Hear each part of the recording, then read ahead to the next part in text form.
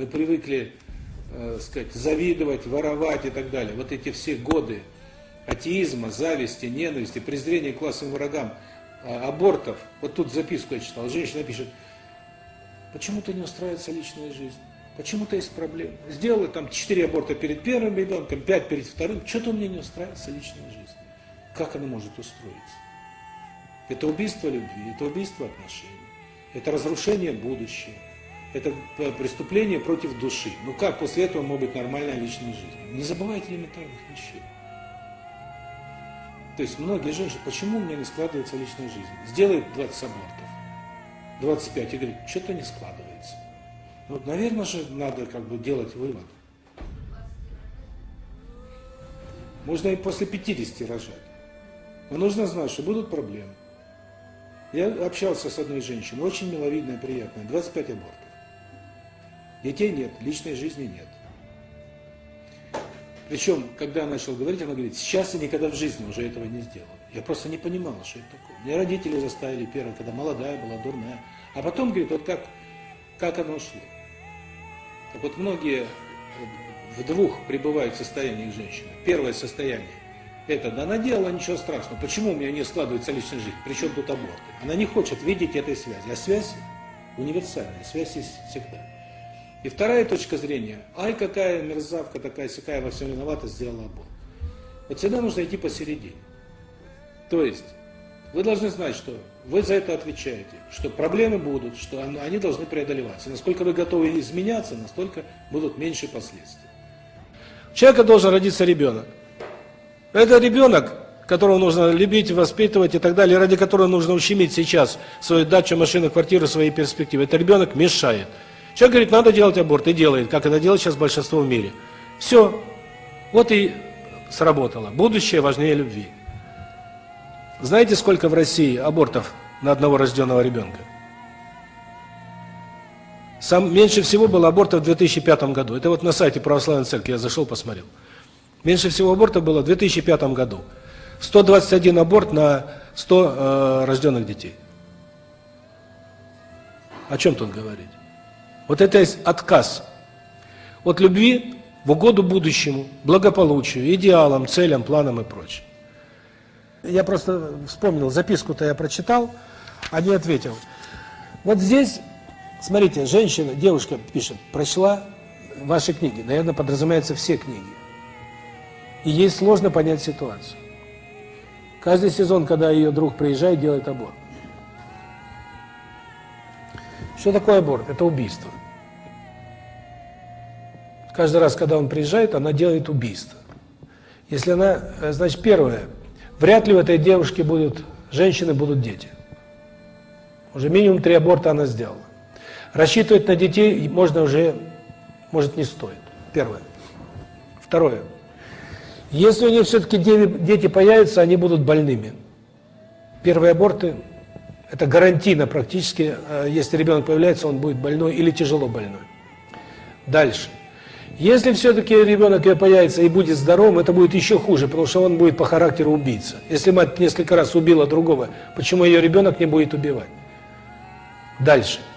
Любое убийство любви. Дело в том, что сильнее всего мать любит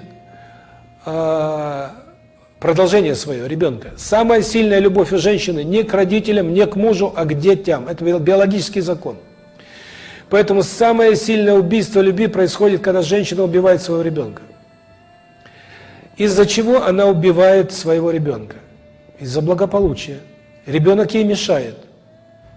Потому что, так сказать, любимый уезжает, а она забеременеет, а она родит, и она должна мыкаться с ним.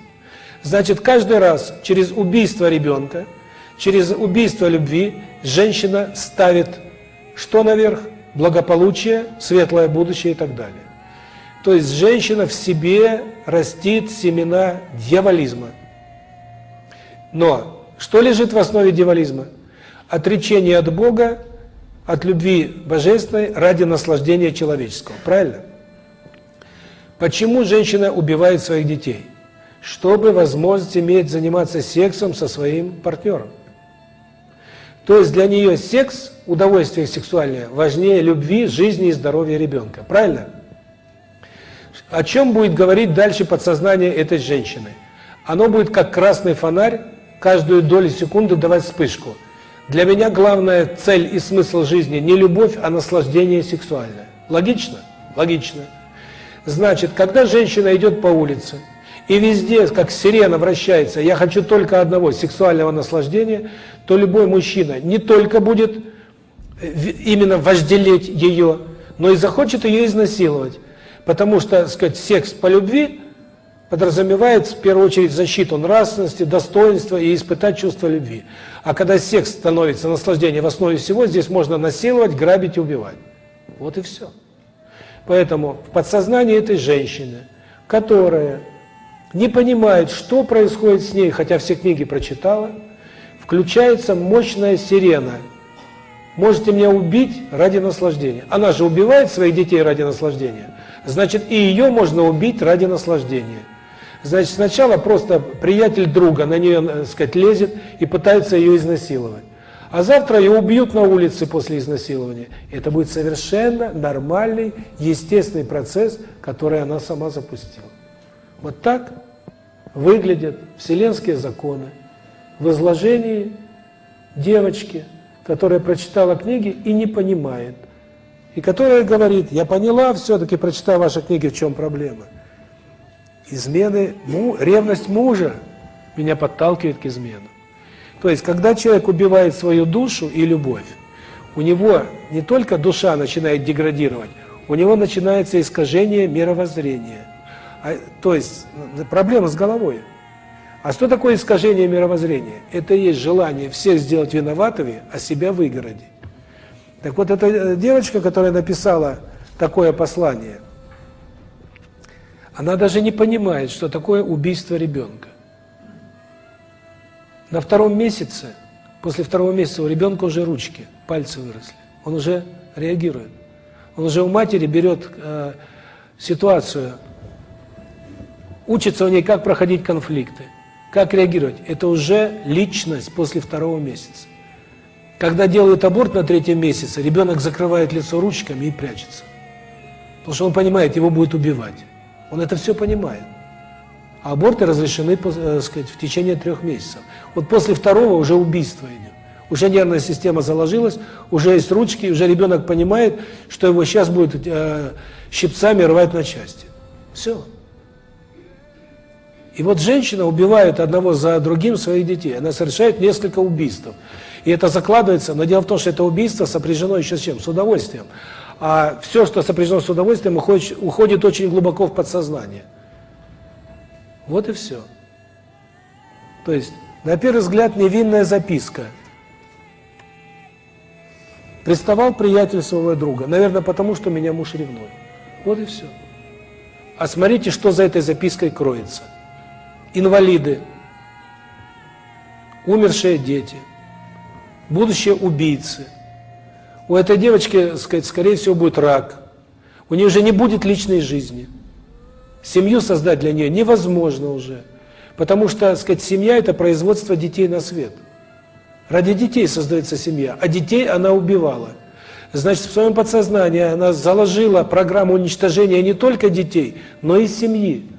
У нее не будет семьи, скорее всего, у нее не будет детей, у нее не будет нормальных отношений, у нее не будет здоровья, ее будет насиловать и убивать.